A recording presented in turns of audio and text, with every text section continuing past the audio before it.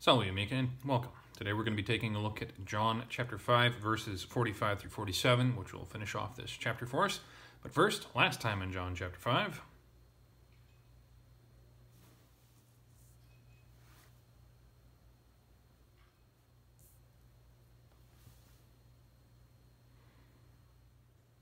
Here's our rubric. Let's go ahead and get started. Nolite putare quia ego accusa turos sim vos apud patrem, est qui accuset vos Moses in quo vos speratis. Si enim crederetis Mosi crederetis forsitan, et mihi de mei enim ille scripsit. Si autem illius litteris non creditis, commodo meis verbis credetis. At the very beginning, notice that we have an imperative here, which I tried to underline. It didn't work out very well. To get the te, this comes from nolo, nole. I think N-O-L-L-E is the infinitive. So the te tells us that this is going to be a second person plural, present stem, active, imperative, and it means be unwilling, and you're always unwilling to do an infinitive, which we find right here with puto putare, which is the present active infinitive. So do not think, be unwilling to think, quia clause, naturally following a verb of cognition. Ego, unnecessary pronoun, therefore it's going to be emphatic. Accusataris, that is, it's not a verb, but we have sim immediately after this. This comes from sum esse fui with the I am. This is going to be the first person singular. It's a present tense and it's active, but it is a subjunctive form. And then that brings us to the form of accusaturis. Note that we have the there, which is always an indicator, almost always an indicator of the future participle. We got, what is it? Well, the gerund is marked by the nd. You got the nd in the word gerund itself. The future is marked by the ur. And yeah, I don't think there's anything equivalent for the perfect passive or the present participles. But anyway, this is a future active participle. US going with ego, so nominative, singular, masculine, future, active participle from accuso, accusare. A first conjugation we know because of that a right before the t. This is built off of the perfect stem. So with sim, we have a subjunctive. Why would we have a subjunctive here? Well, we've got a verb of thinking, which can often introduce, I believe it's indirect questions. So what is going on here is, in Latin, Jesus is speaking an indirect question. Who is it that accuses you, vos, being the accusative plural object of accusaturas? Who is it that is accusing you? Well, it's me. And since it's not a direct statement, we're going in. Jesus is going into the subjunctive here. So, as I said, I think I could be wrong in identifying this. Prepositional phrase. No. Indirect question. There we go. Apud, prepositional phrase. Est can't be a part of it.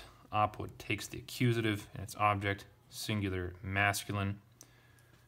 But note that this is negative because of how the question is introduced.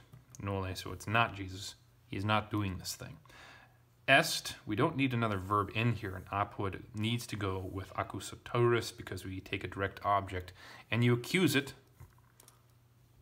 to a prepositional phrase, but in this case it's place because apud means in the presence of or to the face of. So then est must be part of the next clause. Qui introduces a subordinate clause, so est is not the verb of this the clause with the qui, instead it must be going for something else. We need to find the extent of the qui clause before we can figure all of this next section out. So qui needs verb, which we find right here with et, same one, though we've already noted that this is a first conjugation. So this e tells us that it's going to be subjunctive in form. And why is this one subjunctive? Because we're still in this same possibly misidentified indirect question, even though qui is not in the correct form, we would expect a quis. However, since this is not the main clause of our quia indirect question, I don't think this would even need to be quis. So accuse you again as our direct object, and Moses can both go with qui and he can go with est. Really, it shouldn't appear in the qui clause because qui refers back to its referent. Now I can't remember the English word for that, but est must be taking Moses as its verb, or not its verb, its subject. Moses not declining normally, as we can see over here, though it does have the, looks like possibly genitive or possibly dative, but that's for later. Anyway, this is the nominative singular form, not that there is a plural form. I don't think Moses ever appears in the plural, but present tense, Moses direct as the subject.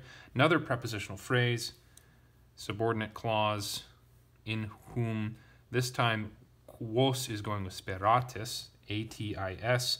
There's no change in the vowel connecting the personal ending to the verb because this is spero, sperare. It is a first conjugation. Therefore, this is second person plural, present tense, active, and indicative. In whom, closing the prepositional phrase, ablative, singular, masculine, referring back to Moses, wos, nominative, plural, as I've noted, common. So, the indirect question, do not think who may be going, because it's in the future, may be going to accuse you to the Father. It is Moses who may be accusing you, in whom you believe, but we don't have the question, so then it's just direct, not direct statement. I realize that I think I actually said this one the way that it should be translated, but who may be going to accuse you to the Father? Who may accuse you? Again, but this time present tense rather than being going to. Moses currently, in the question format here, is accusing them because his law is still read every day in Israel, in the synagogue. The law is still what they are under. Jesus hasn't fulfilled it entirely yet. Moving on into verse 46.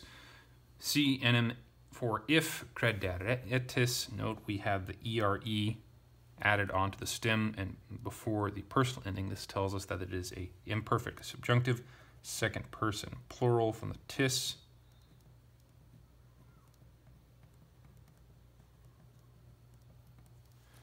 And that paired with a C, we then need to take a look at the second verb in this conditional sentence to figure out what type of conditional it is in order to translate it, in order to add in any unsaid part of the condition. So mosi crederetis, this one I think takes the dative. So genitive is not an option here. Moses is declining as a third declension.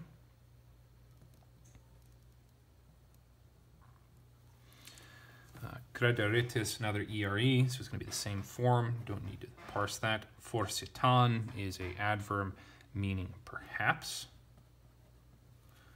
Et mihi, perhaps with et would be perhaps also mihi. Dative, singular, common, being the direct object or the referent, whatever the right word is in English for crederetis. Since crederetis takes dative. Prepositional phrase. However, enim should warn us that our clause ends here with de because enim is a post-positive particle. It has to appear no further forward in the sentence than being the second word, while prepositional phrases function as a single word when it comes to enim and the other post-positives. So they appear first, comma right there. We'll come to that in a minute. So we have imperfect subjunctive with C and another imperfect subjunctive over here. Well, the type of conditional clause that has two imperfect subjunctives is what's known as a contrary to fact present, which then means that each thing that Jesus is saying here is if this was the case, but it is not actually the case. So, for if you believe in Moses, which you do not, you would believe perhaps also in me, which you do not. So I'm going to add the implied by the type of clause, the type of conditional, into parentheses when I write down the translation. But moving on to this next clause, de takes the ablative, singular, common, concerning me, for concerning me, ille, who's ille, going back to Moses, nominative, singular, masculine, scripsit. There's no change to the stem. This comes from scribo, scribere, scripsi. So with the PS end to the stem, this is going to be perfect. Third person singular. Then into verse 47, we have another conditional clause with C. So we'll need to take a look at the verb. No verb, no verb, no verb. No verb creditis. So this is credo, credere, credi. We have either the perfect or the present stem. So taking a look at the personal endings, ost mustis, that fits. E ist it imus istis. So there's no s before the t, so then this is going to be the present stem. Second person plural still, active and indicative. So this is probably going to be a simple present conditional. Credo taking the dative, which we see here with litera, literae is feminine, is dative or ablative plural with creditis plus dative is the only option. But whose specifically? Ilius is genitive, singular, masculine, really common, from ille, illa, illud, ilius, ilius, ilius. Now, if that one's letters, that one's writings, you do not believe, quomodo, another adverb, how, meis, verbis, these two going together, the is for dative, plural, feminine again, dative because creditus takes that, credo, credere, we have an e this time, which is then going to be subjunctive versus the I, which was indicative earlier. Otherwise, or could it be future? Yeah, future is the other option, as we beat a giant. Credo, credere. No, it can't be subjunctive because it would have to be a. Credo being a third conjugation takes a as the subjunctive vowel. E then must be future. So otherwise the same, future. And I think this is just, what is this one? Future more vivid or present simple. I forget what the distinction is, but I'll have to take a look at that and add a note afterward. Now, however, if that one's words you had, letters, writings you had, do not believe, how my words will you believe? So ends the chapter. Let's now take a look at this in its context. Do not think that I myself may be about to accuse you before Father. No, that's correct. Should be in lowercase because it's talking about Moses. He is who accuses you, Moses, in whom you yourselves hope. So note that they hope, but they don't believe. I'll get to that. For if you believe Moses, which you don't, you would perhaps also believe me, which you don't. For concerning me, that man wrote. If now that man's letters you do not believe, how my words will you believe? Question mark.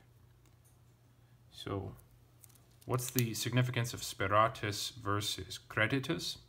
Well, at least what Jerome appears to be doing here is the Greek. The Greek does make that distinction. The Greek has, I'll do this in blue. Elpikate